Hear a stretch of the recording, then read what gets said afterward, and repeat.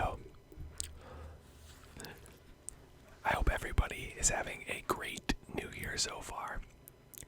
I hope you guys had a great New Year's party or went out and hung out with your friends or family or whatever, or you spent it inside playing video games. That's what I did. I was playing some Nintendo Switch Sports with my girlfriend on New Year's. Not a bad way to spend it, to be completely honest, but I'm back with another tier list video. What's funny is that I never expected these videos to do well, but the past two tier list videos I did, for some reason, took off, took off for me, I should say, like a couple hundred views. It took off like a month or two after I'd uploaded them, same with my Hell Let Loose videos, and they could just keep growing. I don't know, for whatever reason that is. It's welcome either way, so if you found me through any of those videos, welcome. Today, we are going to be doing another tier list, and we are going to be doing the long-awaited Megadeth tier list, and I'm going to be honest with you, I've heard all of these albums, but to me, there's a point in Megadeth's career that is just, like, so forgettable, and it's gonna be hard for me to rate some of these albums, or talk about them in depth, because I haven't really listened as much as some of the others. That being said, I will do my best. I'm really more knowledgeable about Megadeth's thrash stuff. I mean, I listen to... Oh, we'll talk about it. Anyway, so we're just gonna keep it as is, S, A, B, C, D, E, F. And, let's just jump right into it. Let me take a sip of my, tea here. I don't know if you can hear that or not. My mic is finicky with what it likes to pick up sometimes, but anyway. So, we have Killing Is My Business, and Business is good, and now, I love this album, but it's obviously not one of their best. I love it because it's got so much rage behind it. There's so much anger and frustration from Dave Mustaine, and you can especially hear it in Mechanics, which, for those of you who don't know, Mechanics is the same song as The Four Horsemen with a little tweaks, which leads me to believe that Dave Mustaine wrote the entire song. But there's some good songs on there, like Rattlehead is really good, but also some duds, like the cover of These Boots. I don't quite understand it, but I'll put it in B tier. For me, it's a solid album. I don't own it physically. Oh wait, yes I do. Yeah, never mind. I do own it physically. I have a CD of it, but I would listen to the whole album all the way through. Not a problem. You know, I would. Do I think there are some duds? Yeah, but so right here is we got a lot of the dud albums. But maybe I'll save some of these till later. The World Needs a Hero. I'm not too familiar with, so I'm just gonna put that in C tier because it's like there's one song off of that album that I really like. Let's see if I can find it real quick on my phone. I think it's called... Oh God. Hold on. It's something about a fugitive. Dread and Fugitive Mind. That's a good one.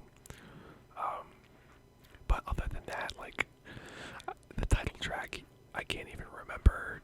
Like, most of these songs, I can't even remember. And honestly, if I listen to an album and there's nothing that makes me want to listen to the album again, it's like, you know, it's not a bad album by any means. We'll get to their bad albums, but United Abominations is, like, slightly better. It's not my favorite album in the world, but it's okay, you know. Endgame is the same. Alright, let's skip these. Actually, I don't know. Endgame's got a couple of good hits on it. It's an unexpected album from Megadeth.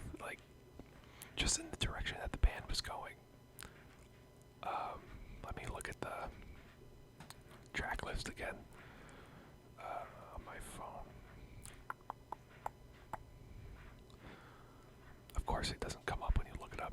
All right. Yeah, like Dialectic Chaos is a good one. Head Crusher is another good one. But again, nothing about these two albums really makes me want to go back. 13 is kind of honestly, 13's not that great of an album, and Super Collider is not a good album. So we got all of these ones out of the way. I know that some people might offer more in-depth commentary on these albums, but I have not listened to them enough to really give any good feedback. But at the same time, I haven't listened to them enough because I thought they're all boring. The World Needs Heroes, okay. Endgame and the United Abominations have some good tracks on there, don't get me wrong, but they're not. This is from an era of Megadeth that is really just Dave Mustaine and friends trying to walk the line between being metal and being radio hit. Ever since Countdown to Extinction, really, they walked the line, and sometimes Dave would teeter too far to the radio hit pop section. Which, not to say that Super Collider is pop, but it's definitely trying to be more radio hit. 13, I think he was just obsessed with the fact that it was their 13th album, and there's 13 tracks. The album's name is 13. They have a song on there called 13, I believe. The World Needs a Hero it almost feels like a attempt to come back album after Risk. I believe it came after Risk, but I don't know. Didn't really do it for me. Anyway, so that's that. Dystopia. This is another B tier album, but I like Dystopia a lot. But the highs on Dystopia are really high, and the lows are really low. One complaint I hear a lot is that the guitars and the production on the album, that all of the songs kind of sound the same, which is true. I think that's why Dystopia and The Threat Is Real, two songs that stick out to me specifically. It's because they don't really sound like the rest of them, but if you listen to the album all the way through, sometimes you can't tell where the song ends and where the song begins, and that can be a problem. But I think there's some really good highlights, and I also really appreciate the fact that this number one came back. They came back after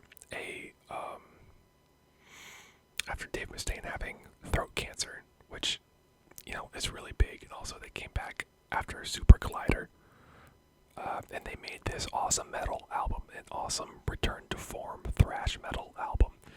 So I appreciate this album a lot, so that's why it's getting a B. Peace Sells, but who's buying? That is a A tier album. I'm not gonna put it in S tier, but Peace Sells, but who's buying is a great album. It has a lot of angst, like I talked about in Killing Is My Business.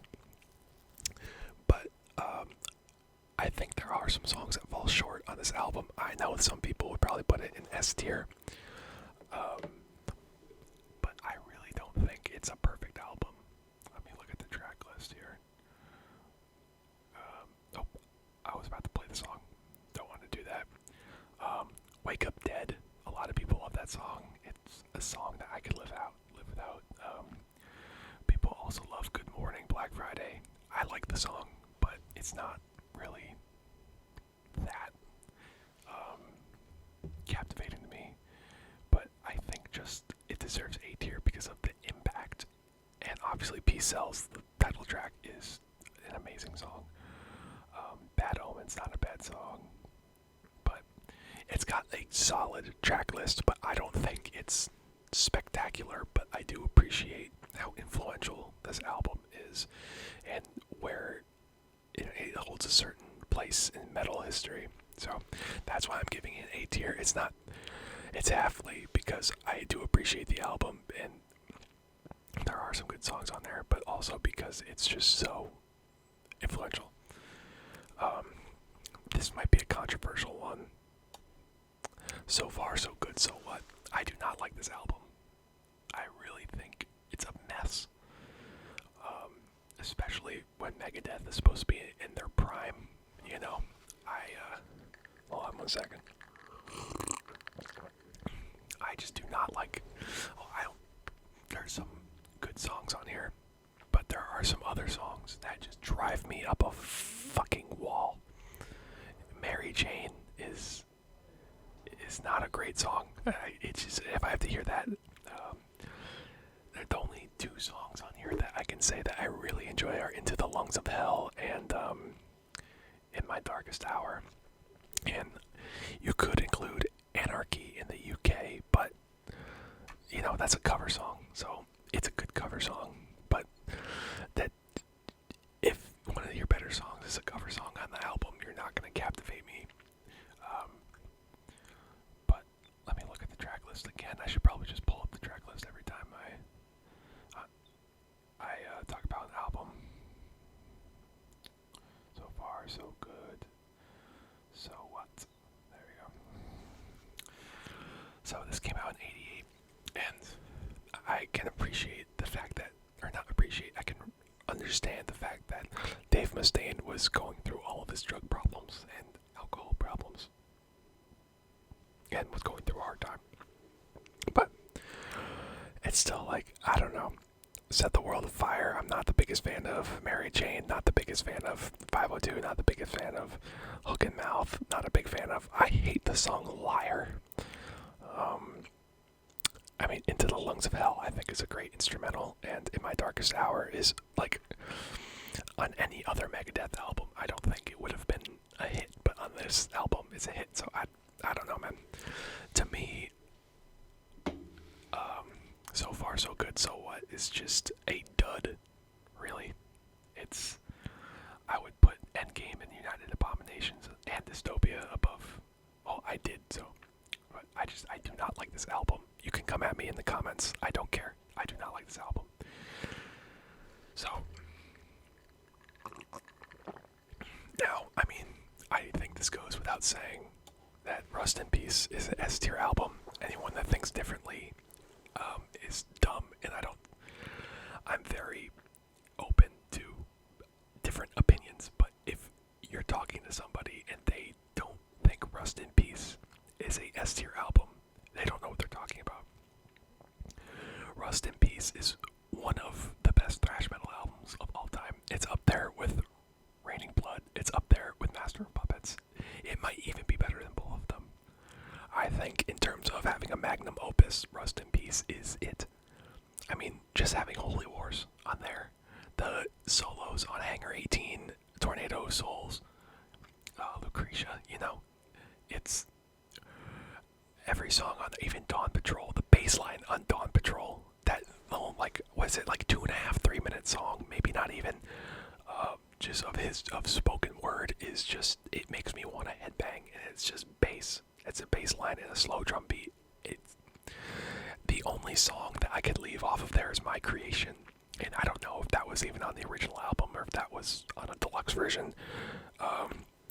Or Rust in Peace, Polaris, like every song on there, there's not a song I would skip on that album. I could listen to that album every day of my life, and I would be completely happy.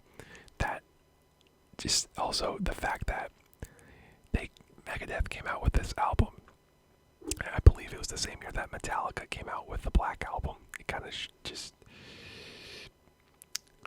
I don't even know the point I was trying to make there. Like, it shows how true to their roots that they stayed, and how they began to take over as Metallica began to falter. Because the Black Album is not a thrash metal album, and then Megadeth puts out one of the best thrash metal albums of all time. They always find a way, or I should say, Dave Mustaine always finds a way to punch back at Metallica, and I love both of them. Metallica's my favorite band, but I just love the story that Dave Mustaine has through his music and through fighting back after Metallica kicked them out of the band. So him sticking to thrash metal and giving a big old fuck you to Metallica, I think is awesome. And just to restate, I love Metallica, I love Megadeth, I love both the bands, I love everybody. Just, storyline wise, we'll say. We got another easy one. Countdown to Extinction is another S tier album. The only song I would skip on Countdown to Extinction is Psychotron. I don't know what the fuck that song is, but Megadeth kills it 2 albums in a row. This one is a bit more radio friendly, but oh my god, I think I could listen to this album every single day, and I'm pretty sure that my junior year of college, I listened to this song every single day when I was commuting up there every single day. Like skin of my teeth. Architecture of Aggression, obviously. Countdown to Extinction, the song. And Symphony of Destruction, obviously. 2 very great songs. But every other song, High Speed Dirt, Crown of Worms, Ashes in Your Mouth, the list goes on and on. Like I said, it's a bit more radio friendly, which is fine. I have nothing against that. And it's just a kick-ass album. And I don't know if I need to have any more justification for it being in an S tier. I'm also going to put Euthanasia in S tier. Euthanasia, again, this is where Dave Mustaine is starting to lean towards the more radio-friendly poppy sounds. They're slowing down quite a bit now. But, oh my god, is this an underrated album? Euthanasia is the most criminally underrated album in Megadeth's discography. Reckoning Day, Train of Consequences, Addicted to Chaos, Blood of Heroes, Elysian Fields. This is almost a perfect track list to a Tout Le Monde, or however you say it. I always fuck up at the pronunciation of that song, but this is almost another perfect track list, in my opinion. So it's 3 albums in a row that they didn't falter. They had 3 strong albums of just pure metal, whether that be thrash metal or them slowing down a little bit, because let's be honest, at that point in their career, they had to slow down and adapt with how metal was changing because of new metal coming out in the 90s and becoming a lot more radio friendly. They had to change their sound if they wanted to survive, and they did. And they did it well, and they did it in a way that they were able to stick to their original sound, almost. I think Euthanasia does something fantastic, because it still feels like a Megadeth album, but it's still adapting with the times. So, I love all 3 of those albums. I would easily put those in my top 20 favorite albums. There's 3 Megadeth albums alone. Hidden Treasures, I'm not putting it in F because I don't like it. I've never listened to it. We'll just change that to... There we go. So, now, Cryptic Writings. I'm going to put an A tier. And this is also another controversial take. I love this album, but this is when they start to go a little too poppy. Dave is getting a little too comfortable, but I like that. I think Dave, for a long time, was able to harness a unique sound that was metal and Megadeth, but also new metal and poppy and radio friendly, to where a Megadeth fan could listen to it and still enjoy it. I think, at least, if this was someone who grew up in the 80s and watched Megadeth take this evolution towards a more radio-friendly sound, they might not have the same opinion. But as someone who's reflecting on Megadeth's discography, 40 years later, I still think that this album is kick-ass. And you can disagree with me all you want. But I think Trust, I almost said Trust the Man, Trust, Use the Man, Fight for Freedom, She-Wolf, they're all, just to name 4 off the top of my head. Keep in mind, the discography is not perfect, by any means, but they managed to harness a sound just like Euthanasia, but a step further with it being a poppy metal Megadeth album that all of the sounds somehow work together and they tie in to make an awesome album, a kick-ass metal album. And yes, I'm calling it metal. Once again, you can disagree with me in the comments all you want. We can have a discussion. But that is where I put Cryptic Writings. Let me know where you would put it, because that one is a really controversial one. I mean, Risk. Do we even have to talk about it? Do we even have to talk about it? I don't want to. I don't want to talk about it. It's just, it is so bad. And there's not a lot of albums that I'll call bad, because a lot of them have saving graces.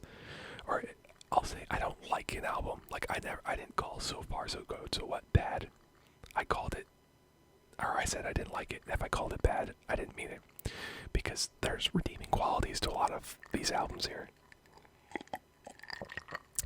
But Risk is just a bad album. It's incredible how bad it is. Dave Mustaine got way too comfortable, and after that, I believe Marty Friedman left the band. And he's an incredible guitar player. I don't know if he started in Rust in Peace, but he was part of the Rust in Peace lineup and the Countdown to Extinction lineup and many albums after that were very successful. But this album made him leave the band, and he actually had a very successful career in Japan, which is awesome. I love Marty Friedman. I think he's a freak, but I think he's a hell of a guitar player, and he is a very large chunk of Megadeth. But yeah, this album is bad. Alright, the system has failed. We're just gonna put in C because it's again one of those junky albums that I really just do not care about. I do not care about this era of Megadeth at all. And I'm trying to hurry this video up a little bit. But now we've got The Sick, The Dying, and The Dead. The album that came out in 2022. September of 2022. I was going to do an album review on it, but if I'm being honest, I'm not a music critic. I just like to listen to music, so I don't know if I could do an album review, but where am I going to put it? I'm putting it in A tier.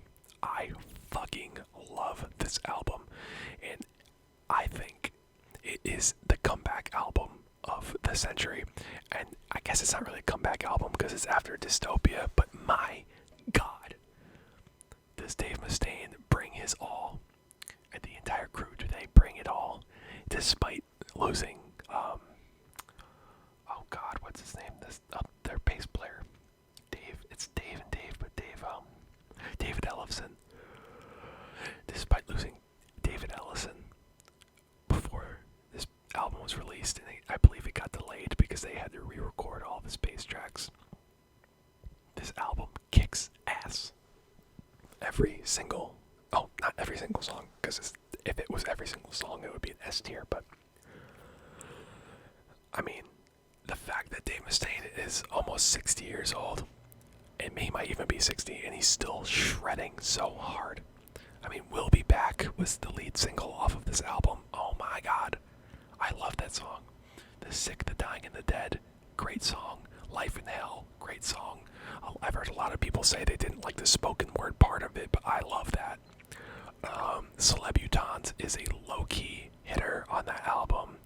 Their covers of Police Truck and this Planets on Fire this album has a Sammy Hagar feature on it, for God's sakes. This album is killer. It's the comeback album of a century, and I think Megadeth is here to stay. I think we will see another fast, thrash, hard Megadeth album within the next few years. I love this album, and if they keep it up, I think Megadeth has a very bright future ahead, and I think they can keep improving on their discography. I guess I should mention a couple low points. I think Killing Time is an obnoxious song. I think Junkie is a good song, but it gets boring real quick. I listen to like the first verse and I'm ready to What's another song on there that I don't like that much? There's a couple of them. Dogs of Chernobyl is okay. I have to be in the mood if I'm gonna listen to that one. Oh, Sacrifice is another one that I could skip. So, and also, we have to talk about the Ice-T feature. I think a feature from Body Counts Ice-T would have been amazing in the right context and used correctly. I think Ice-T's feature on this song was incredibly misused. I think he should have had a much larger part of the song. He should have had his own verse. I honestly don't even think they should have put featuring Ice-T on it because he has like 5 lines. I think he should have had his own verse, and I think he should have been involved in the writing process. Because whether you know it or not, whether you like it or not, Ice-T is another legendary metal figure. And for Dave Mustaine and Ice-T to be on the same song, I think it was if they had used that right, that could have brought the album up so much more. But also Mission to Mars. I mean, like, it's a funny song, but I would have left it as a B-side, honestly.